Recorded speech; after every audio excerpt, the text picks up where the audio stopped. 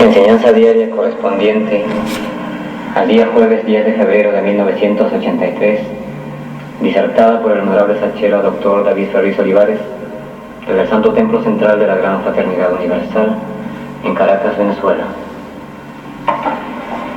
Porque es la primera vez que emite el Consejo Supremo una carta con base en la computación. Y por lo tanto es un día que considero de un gran precedente dentro del mes de Acuario.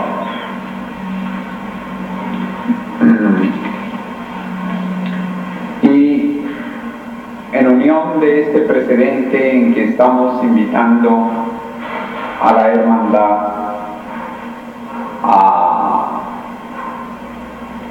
a establecer también contactos de computación, a que tengan su computadora Apple II, que tengan su servicio de módem para el contacto telefónico y la pequeña impresora que debe ir con la Apple II. También dentro de esta importancia vamos a enviar ahora nuestro mensaje a la Cátedra de la Célula Familiar de Arequipa, Cusco, Piura y Sullana, Perú.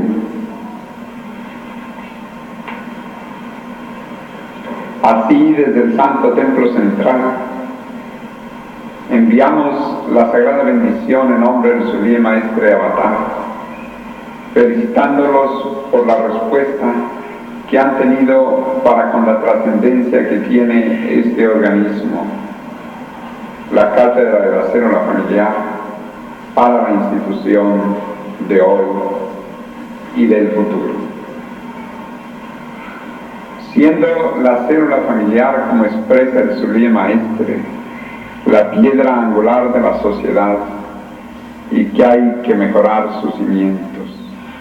La familia es por excelencia la manifestación de la vida, siendo la transmisora primordial de la vida entre los individuos humanos y que aparece como una corriente continua que ostenta las formas de comunidad de pueblos y naciones, pero siempre se transmite de la misma manera y se conserva por una familia más o menos numerosa.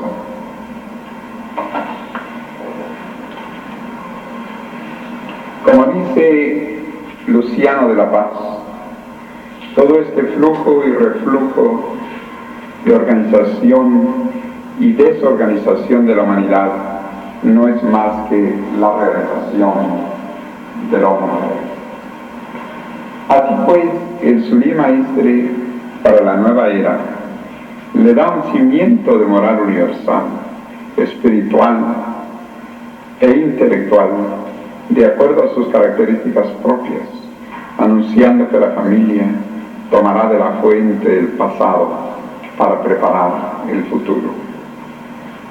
Y expresa: no se trata naturalmente de restablecer esta autocracia del padre sobre los otros miembros de la familia. No se trata de retroceder, y la nueva era Acuarios traerá consigo su forma de sociedad, donde la familia tendrá probablemente un sentido muy distinto del que le hemos dado hasta ahora.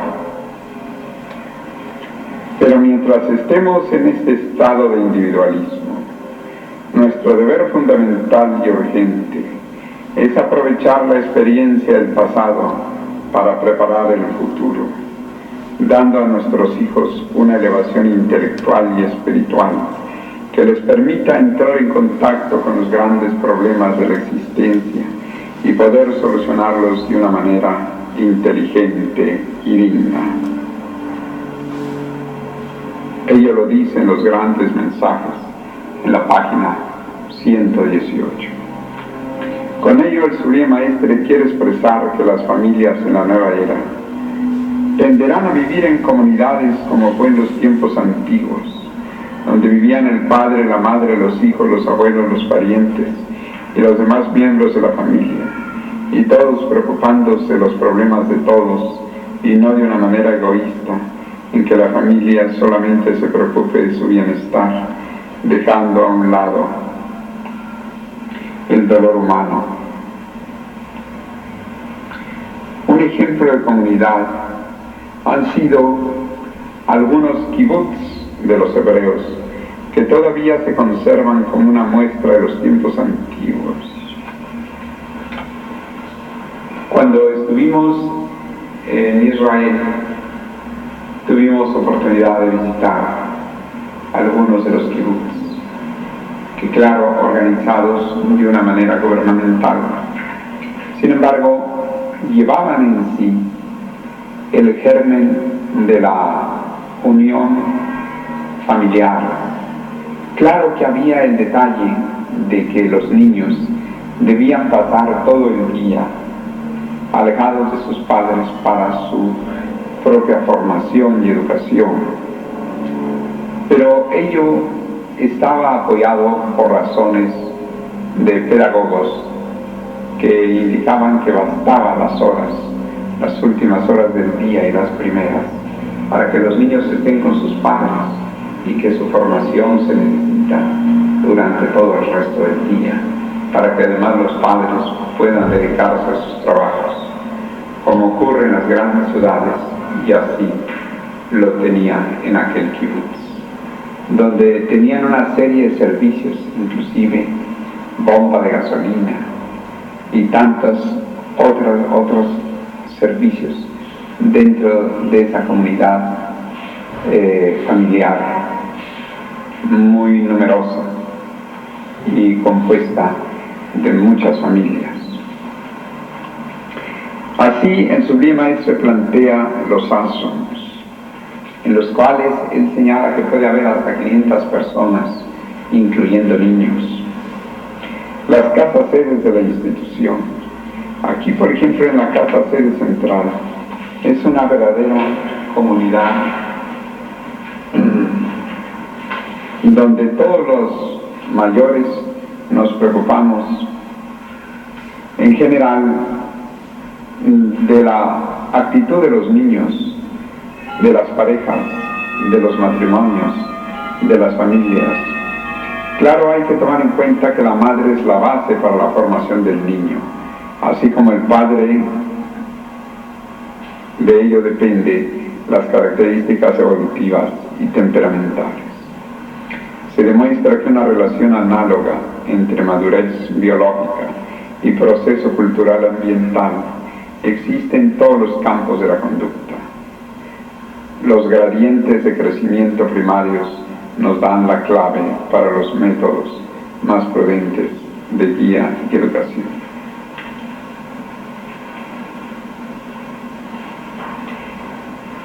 Los miembros de la Cátedra de la Célula Familiar nos informa la creadora de esta idea, la activa hermana Reverenda Gagpa Nilda Ser. Nos indica que son en su mayoría profesionales preparados como en Arequipa, Cusco, Piura, Sullana, en diversas ramas de la ciencia. Hay médicos como los hermanos Quiñanes, Himmler Montes, Rómulo Ortiz, psicólogos como el hermano Jesús Carlos Guajardo, en Cusco el hermano Carlos Ra. A todos los recuerdo con especial cariño y les envío un saludo muy especial. En fin, de otras ramas también, y en los estudios que están realizando dentro de las reuniones semanales o quincenales, seguramente están tratando estos temas de acuerdo a los sílabos que les dejó la Reverenda Gagpa Nilda Ser, como es en el campo de la psicología, el saber de la psicología del niño, que incluye toda su conducta, la cual está inseparablemente ligada a su sistema nervioso y a su organismo entero.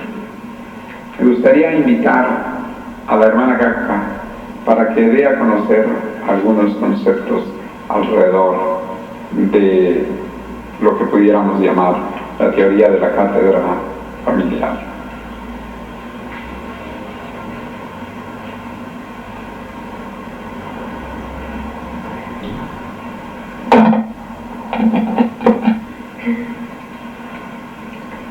Gracias, maestro.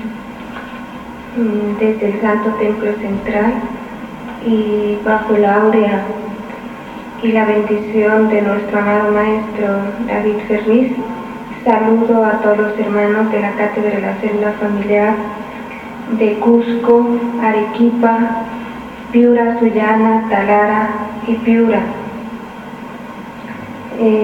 Realmente desde este santo lugar siempre los encomiendo y pienso en todos ustedes para que este organismo pueda florecer, ya que la familia, como dice el Sule Maestre, pues es la piedra angular de la sociedad y hay que mejorar sus simientes. Así es que enviamos junto con nuestro amado maestro esta grabación como un anhelo de que ustedes sigan adelante y además un agradecimiento personal por todas las atenciones que tuvieron en el Perú hacia esta servidora del Sublime Maestre.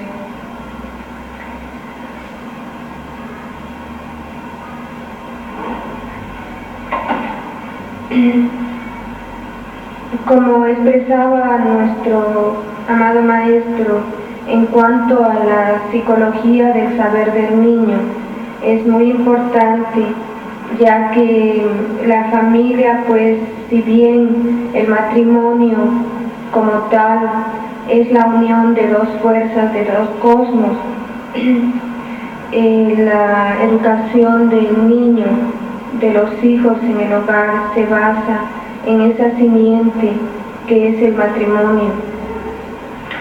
Entonces, no podemos separar la mente del niño de su conjunto, y si no nos apartaríamos mucho de nuestro camino. Considerar la psiquis como una fuerza oculta. El niño es una unidad, es decir, no podemos separar la psiquis del niño de esa unidad que comprende él. Como expresa el psicólogo Arnold Gesell, la naturaleza de esta mente se nos escapa a menos que logremos imaginar la psique como un sistema activo, creciente y orgánico, estructurado en todas sus disposiciones, tanto latentes como manifiestas. La significación de la conducta de quien es el niño debe decidirse en función de su forma y de su posición dentro de un gradiente ordenado. Los gradientes de crecimiento son sistemas de referencia que pueden utilizarse para ubicar el grado de madurez que ha alcanzado un niño en determinado campo de la conducta. Los gradientes no se aplican para determinar una edad mental o para medir al niño en forma arbitraria. Su finalidad es, por el contrario, para encontrar su posición aproximada en diversas sucesiones evolutivas. Por consiguiente, los gradientes de crecimiento posibilitan un enfoque evolutivo de las flaquezas de la eficacia humana y de la conducta infantil, lejos de fomentar una política de indulgencia. La filosofía evolutiva, reforzada por gradientes concretos de crecimiento, nos hará más alertas en cuanto a las necesidades evolutivas de los niños. Tal filosofía encierra consecuencias de gran alcance para la buena armonía de las relaciones entre padres, maestros y niños.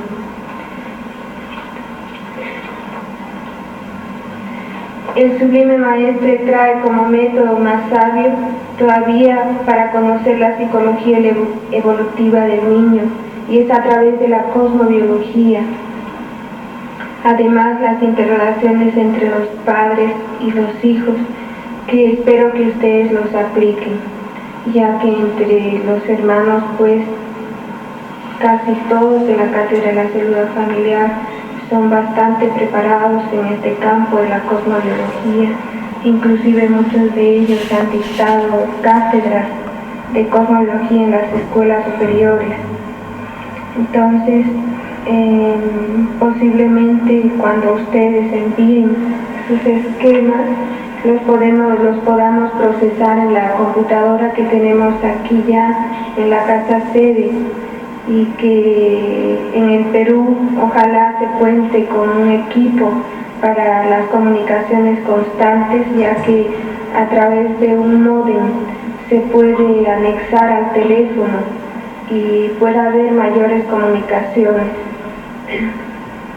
Es por ello que esperamos pues que todas las consultas, inclusive cosmobiológicas, que hagan los hermanos, como la que me solicitó la hermana Ana María de Guajardo, podamos hacerlas directamente aquí y con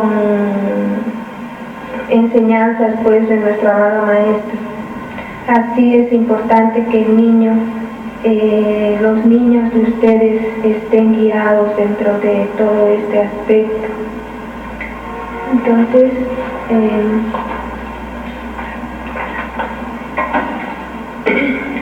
considero que el niño al nacer está completamente sumergido en el cosmos y que va, conforme su desarrollo, su crecimiento, va descubriendo que es una fuerza personal que actúa y que recibe la influencia de las acciones de los demás, así como decía María Montessori, que hablaba de la mente absorbente del niño, y que realmente no solamente por su capacidad de absorber es que él es dominante, sino también por su el mismo mundo que lo rodea.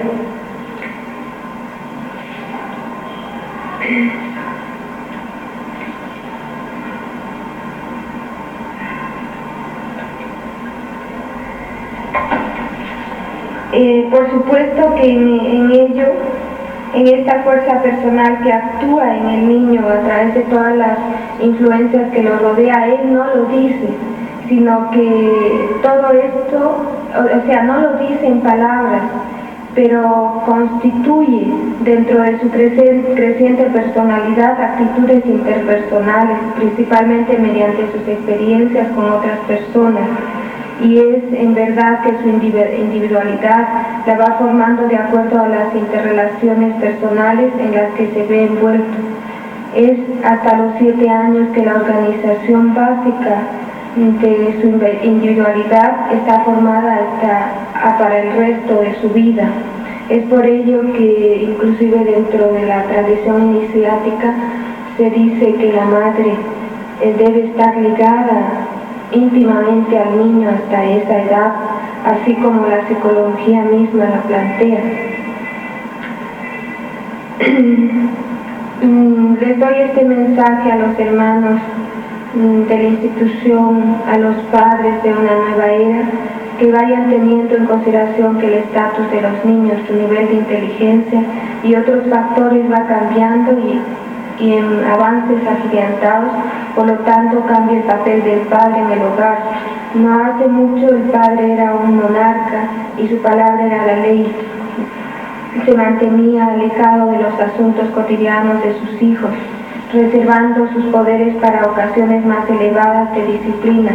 La afabilidad no figuraba en su repertorio, salvo casos excepcionales, como nos relata nuestro amado Maestro en caso de su padre, que a él personalmente lo guiaba y se preocupaba directamente de su educación. En cambio, no se ve así, no se ha visto en otros hogares donde la rigidez del padre era demasiado fuerte. No se veía en otros hogares de antaño que había esta flexibilidad del padre, y más bien la madre era prácticamente la única que se preocupaba por la educación del niño.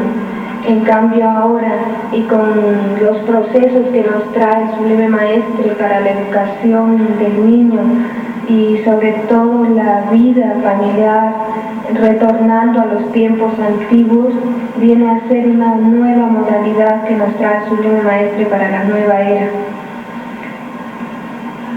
Aún antiguamente en el periodo prenatal, el padre mantenía una distancia con respecto a la madre. Ahora todo está cambiando ante el cambio de fuerzas culturales. Los padres intervienen activamente en las numerosas tareas diarias que forman parte de la educación de los niños. La tendencia es participar más que alejarse. La cuidadosa planificación mutua que caracteriza ahora la higiene del embarazo y la maternidad señala un nuevo adelanto en la forma de vivir actual de la célula familiar. Así es que considero que ello pues es importante y que todos ustedes a través del material que se les ha dejado estén desarrollando todos estos aspectos importantes. Y esperamos que el maestro les dé ese mensaje sobre el simiente que debe haber en cuanto al mismo matrimonio. Los saludo y me despido siempre con cariñoso afecto y agradecimiento por todas sus atenciones. Paz, hermano. Y el mensaje lo está dando la reverenda Gakpa Nilda Ser, puesto que ella, como creadora de la cátedra de la célula familiar, ha emitido palabras de fondo y ha hecho un llamado, y se convierte ello en un llamado que nosotros respaldamos plenamente. Diríamos que la hermana ha de llevar su palabra a través de los continentes, de los países, de los grupos familiares, para llevar consigo esta particular misión, así como las escuelitas libres de investigación científica para niños, los gabinetes estudiantiles, todas esas ramas en las cuales ella ha estado dedicando su vida. De tal manera que el mensaje ella lo ha dado y nosotros lo respaldamos con toda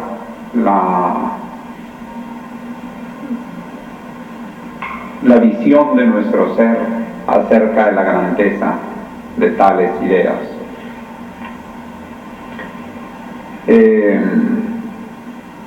Y ciertamente, en cuanto a la educación escolarizada de los niños, no solamente la esperemos de los colegios o escuelas donde ellos asistan, sino darle las características que el Sublime Maestre planteó, como es la observación, la reflexión, la crítica, la investigación y el amor a la verdad.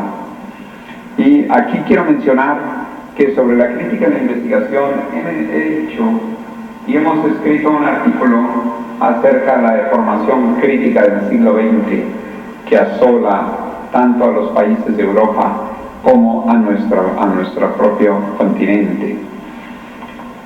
Y alrededor de lo cual hay una reacción del mundo en que se buscan apoyos más sólidos.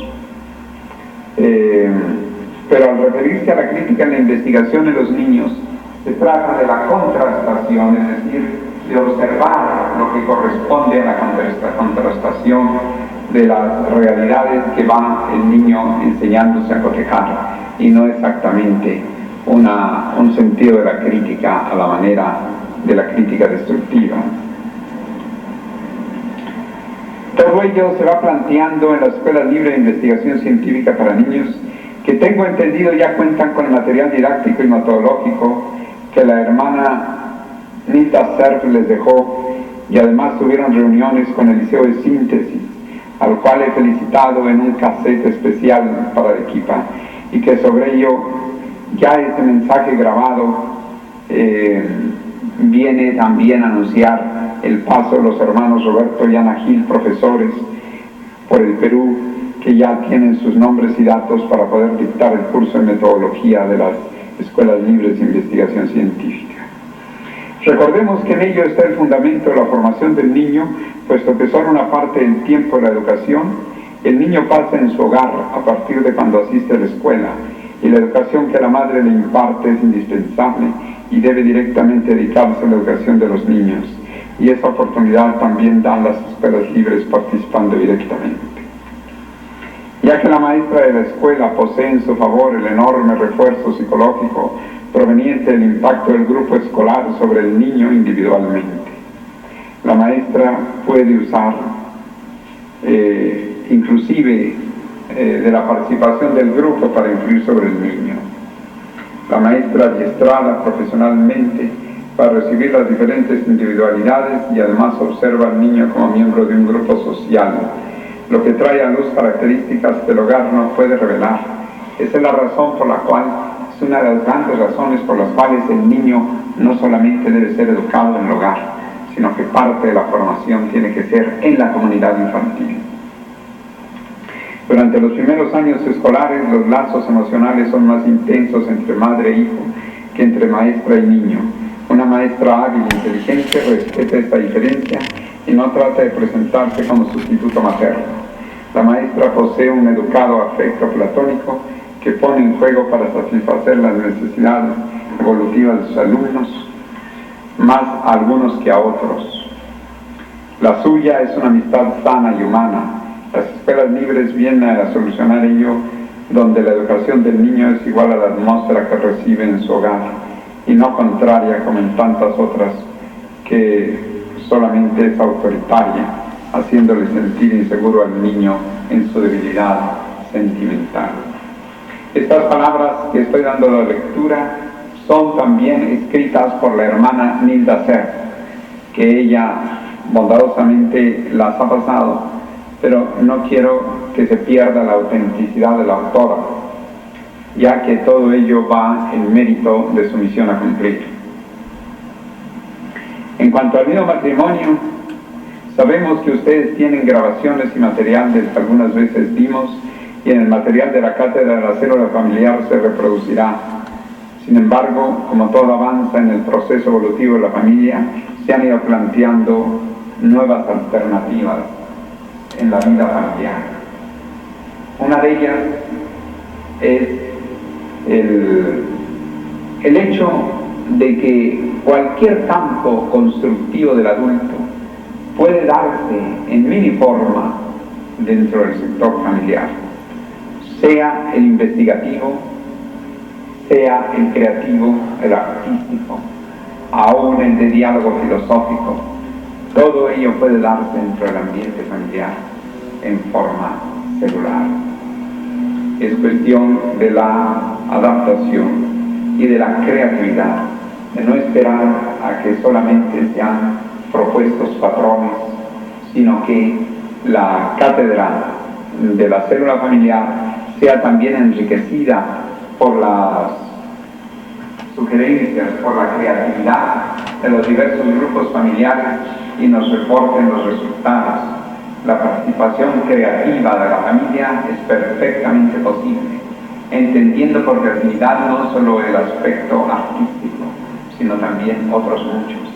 El porvenir para formativo y creativo de la cátedra de la célula familiar es enorme, y nosotros recibiremos con verdadero interés todas las muestras de su experiencia y de lo que ello puede servir para comunicarlo a las familias de otros países.